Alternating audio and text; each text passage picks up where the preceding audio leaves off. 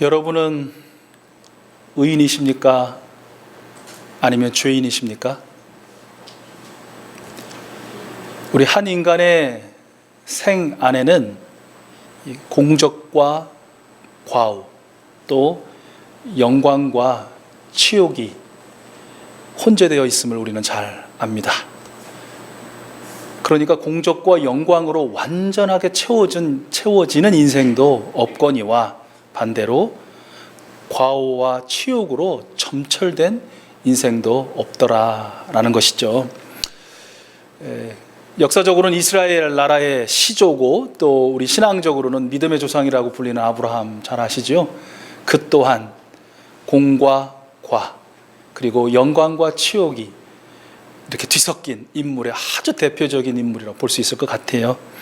먼저 그는 매우 안정적이고 또 풍요롭고 오래된 삶의 터전을 떠나라, 그 자리를 떠나라 라는 하나님의 그 부르심에 순종한 인물이죠.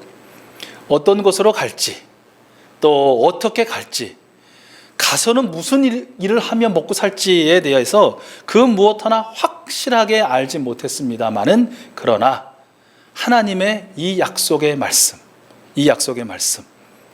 창세기 12장 2절인데요. 우리 함께 읽어볼까요? 함께 읽어보겠습니다. 시작.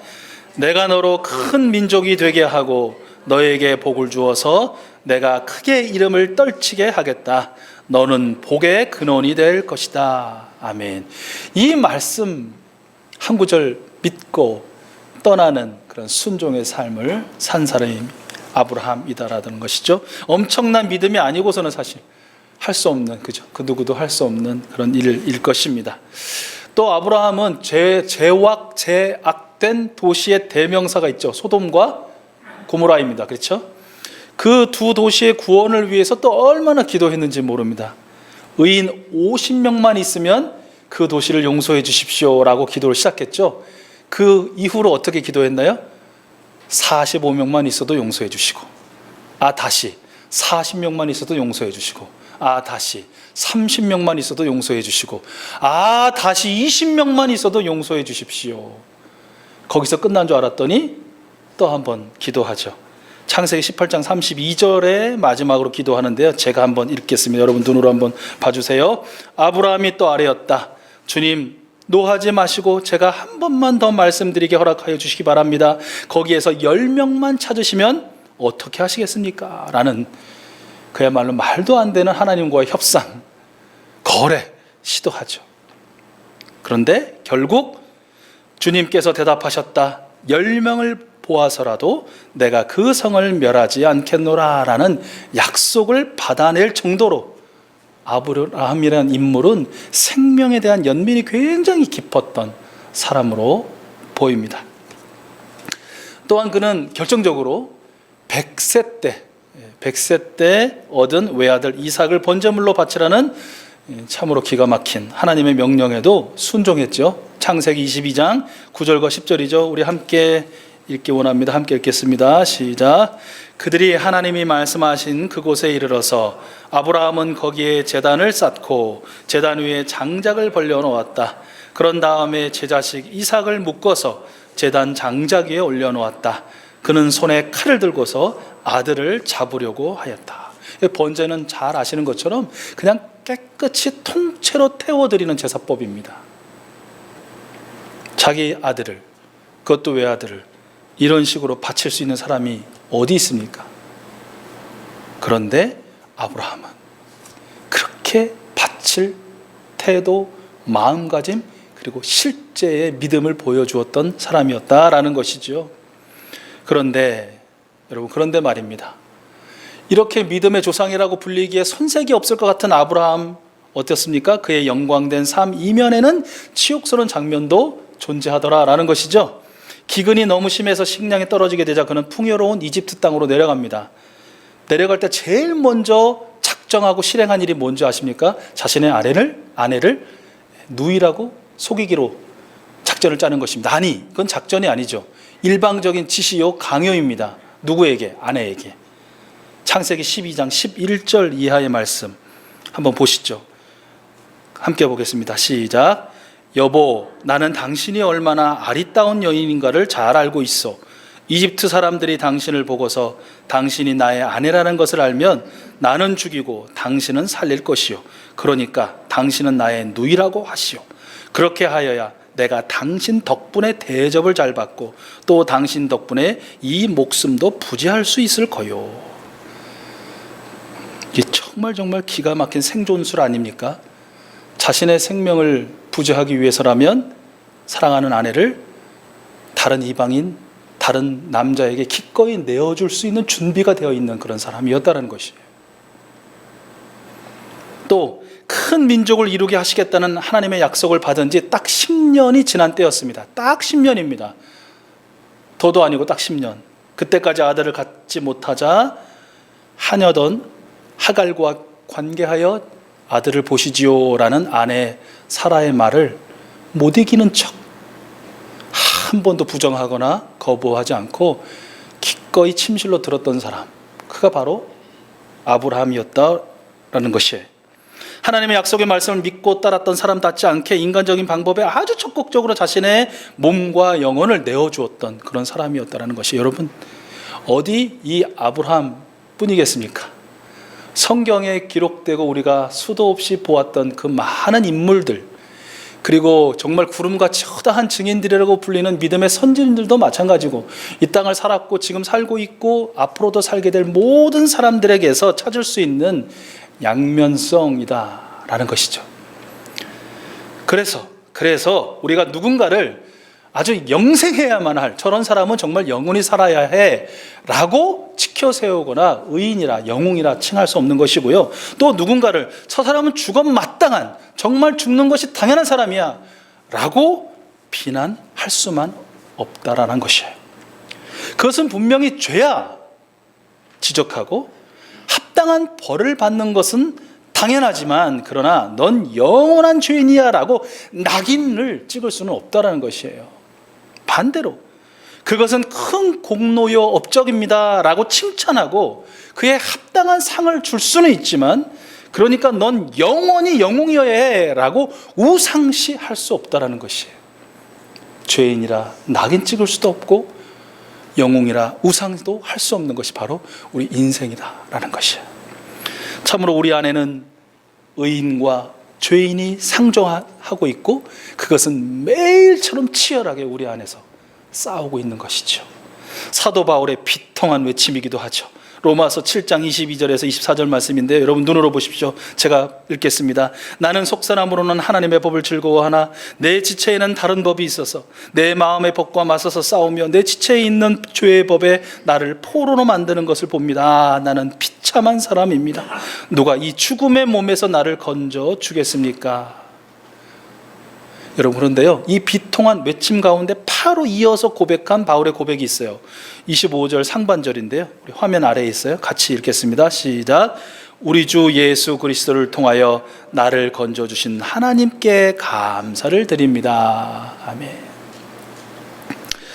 의인으로 살기 원하나 죄인으로 살아갈 수밖에 없는 나를, 그럼에도 불구하고 예수 그리스도의 십자가 보혈 은총으로 용서하시고 죄와 심판과 사망으로부터 건져내어 영생과 천국으로 이끌어 주신 하나님께 바울이 감사하고, 이곳에 계신, 그리고 계신 곳을 예배의 자리 삼고 함께 예배하는 우리 익숙수 가족들이 될 수밖에 없는 것이죠.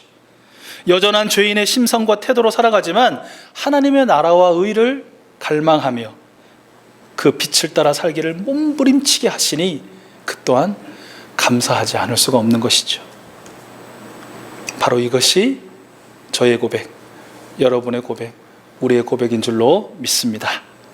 그러므로 다시 한번 우리는 누군가를 보면서 내가 보니 저 사람은 죄인이구만, 아니야, 내가 보니 저 사람은 완전한 의인이구만, 이렇게 쉽게 판단하거나 정죄할 수 없다라는 것입니다. 예수님께서 다시 오시는 바로 그날, 내가 아니라 예수님께서 다시 오시는 그날, 예수님께서, 심판자이신 예수님께서 오른편에는 하나님의 나라를 차지할 의인을 두시고 왼편에는 영원한 불구덩이에 던져질 죄인을 갈라두실 것입니다. 누가? 예수님께서 그리하실 것이라는 겁니다. 그러므로 우리는 누가 의인인가 누가 죄인인가 하는 구별짓기 놀이. 제가 이거 어느 분이 분명히 얘기를 했을 것 같은데 떠올랐어요. 중단해야 할 거. 이거 구별짓기 놀이. 우리가 좋아하는 놀이 중에 남 뒷담화하는 놀이도 굉장히 좋아하고 이렇게 무슨 갈라치기 하는 것도 되게 좋아하는데 구별짓기 놀이도 굉장히 좋아하는 것 같아요. 이건 이거고 저건 저거고 뭐 이건 이래서 뭐 의롭고 저건 저래서 막 하고 뭐 이러면서 내 기준으로 내 판단으로 내 그 잣대로 내 프리즘으로 이렇게 구별짓는 거 좋아하는 것 같아요. 그 놀이 중단하라는 것입니다. 그건 재밌는 게 아니에요. 즐거운 게 아니에요. 신나는 게 아니에요. 그건 죄악이에요. 하나님 말씀에 비춰보면 구별짓기 놀이를 중단하고 그저 하나님 저는 하나님 앞에 영원한 죄인일 수밖에 없습니다. 그저 매일 용서하시고 저로 하여금 죄를 떠나 하나님의 말씀의 길에 서게 하시고 그 길에 따라 살게 하소서 기도하고 그 기도에 합당한 삶을 경주하는 것이 바로 우리의 참된 자세다라는 것 기억해야 할 것입니다. 여러분, 이렇듯이 한 개인도 공로와 과오, 영광과 치욕이 뒤섞여 있는 존재이듯이 교회라는 공동체도 마찬가지일 수 있다는 것입니다. 교회 공동체 완전하다 할 수 있습니까? 그럴 수 없죠. 어떤 교회 공동체가 완전한 죄인 공동체라고 할 수 있습니까? 그럴 수 없지요. 교회 공동체를 구성하는 그 구성원들 중에도 밀과 같은 곡식이 있고 또 가라지처럼 보이는 어려운 그런 분들도 있다라는 것이 바로 오늘 예수님의 말씀이라는 것이에요. 24절에서 26절 말씀인데요. 다시 한번 예수님의 음성을 들어볼까요? 같이 읽어보겠습니다. 시작. 예수께서 또 다른 비유를 들어서 그들에게 말씀하셨다. 하늘나라는 자기 밭에다가 좋은 씨를 뿌리는 사람과 같다. 사람들이 잠자는 동안에 원수가 와서 밀 가운데 가라지를 뿌리고 갔다. 밀이 줄기가 나서 열매를 맺을 때에 가라지도 보였다. 예수님께서요, 이 비유의 말씀을 설명하시는 38절에서 밭은 세상이다. 좋은 씨는 그의 나라의 자녀들이요 가라지는 악한 자의 자녀들이다 라고 설명해 주시는 것으로 미루어 보아서 일반 세상도 마찬가지고 교회라는 공동체도 마찬가지고 앞에서 말씀드린 것처럼 밀과 가라지는 상존할 수 있다. 그런데 이 예수님의 말씀을 듣자마자 제자들의 마음에 이 마음이 막 들었던 것 같아요. 그러니까 그 마음을 읽고 예수님께서 이렇게 말씀을 해 주세요. 28절 하반절인데요. 우리 함께 읽어보겠습니다. 28절 하반절. 뭔가 밀과 가라지의 비유를 듣자마자 드는 우리의 마음일 수도 있어요. 같이 읽어보겠습니다. 시작. 종들이 주인에게 말하기를 그러면 우리가 가서 그것들을 뽑아버릴까요? 하였다. 이게 우리가 구별짓기 놀이에 굉장히 익숙했는 우리는 이 말을 듣자마자 첫 번째 드는 생각은 뭐냐면 오케이, 그럼 내가 가서 밀과 가라지를 구별하고 확실하게 밀을 상하지 않게 하고 나는 가라지를 뽑아낼 수 있어. 완전하고 온전한 교회 공동체를 내가 만들 수 있어 라는 생각을 하게 된다는 것이에요. 근데 여러분, 그런 우리에게 그 당시 제자들에게 예수님께서 뭐라고 말씀하세요? 29절과 30절 말씀이에요. 우리 다시 한번 같이 읽겠습니다. 예수님의 음성을 시작.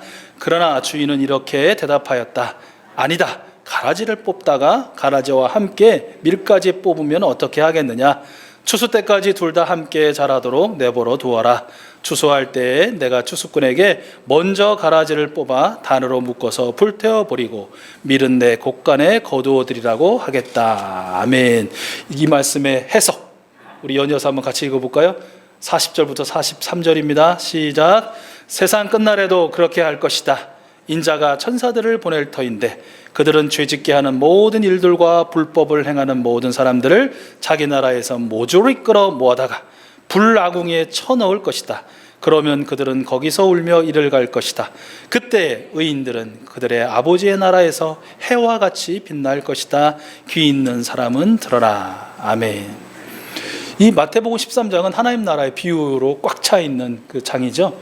하나님의 나라는 어떤 작디 작은 겨자씨가 심겨져서 공중의 새들이 와서 쉬고 참으로 저와 같이 우리와 같이 보잘것없는 수많은 생명들이 쉴 수 있는 그런 나무로 성장해 간다라는 거예요. 하나님의 나라는. 또 하나님의 나라는 아주 작은 소량의 누룩이 그 밀가루에 들어가 발효되어서 정말 엄청나게 부풀어 오르는 그런 과정을 겪은 후에 완성된다라는 것이죠. 하나님의 나라는 참으로 아주 작은 것에서부터 시작해서 하나님의 계획하신 모든 것으로 자라나는, 풍성한 것으로 자라나는 그런 방식을 취하더라라는 것이에요. 교회 공동체도 마찬가지라는 것이에요. 아주 정말 작게 부족하고 연약하게 시작하지만, 그러나 하나님의 은혜 가운데, 우리 구주 예수 그리스도의 십자가 보혈 은총 가운데, 성령님의 기름 부으시고 역사하심의 은총 가운데에 성장하고 성숙해가는 과정을 겪은 후에 우리 하나님께서 영광을 받으시는 그런 교회가 되어 가더라라는 것이에요. 그렇기 때문에 그 가운데 어려움도 있고, 밀같이 충성스러운 사람만 있으면 좋겠지만 그러나 어려운 분들도 있고 참 힘든 분들도 있다라는 것이에요. 그들과의 다툼도 있고 분쟁도 있고 시기도 있고 싸움도 있고 눈물도 있고 가슴침도 있다라는 것이에요. 그러나 이 모든 것들이 결국 하나님의 나라가 되어가는, 하나님 나라가 만들어가자는 과정이라는 것이에요. 그래서 그런 과정이 있다는 것을 깨닫는 우리는 누가 밀인가 누가 가라지인가.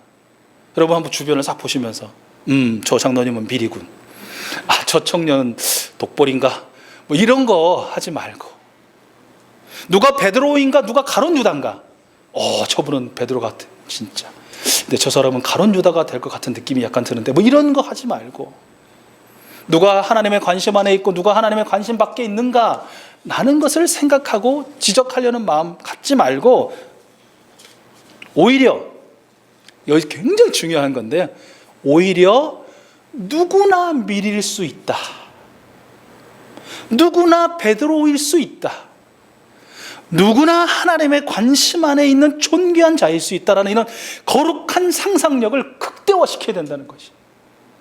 앞에 말하고 좀 비교해서 말씀드리면, 구분짓기 놀이는 아주 극소화시키고, 제가 볼 때는 아예 안 하실 수는 없을 것 같아요. 우리의 본성이 그렇기 때문에 하긴 해. 그러나 그걸 아주 극소화시키고, 뭘 극대화시켜야 되냐면 거룩한 상상력이에요. 정말 저 사람은 절대 그럴 수 없을 것 같아 보여도 밀릴 수 있구나. 저 사람은 정말 충성하고 거꾸로 십자가를 지고 죽을 수도 있는 베드로 같구나.